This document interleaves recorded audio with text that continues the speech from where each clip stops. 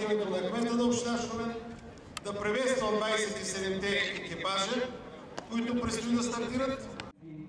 Качествата на този изключително конкурентен автомобил, който за разлика от автомобилите от категория Супер 2000, според специалистите е значително проектен за обслужване и това според тях е бъдещето на автомобилния спорт.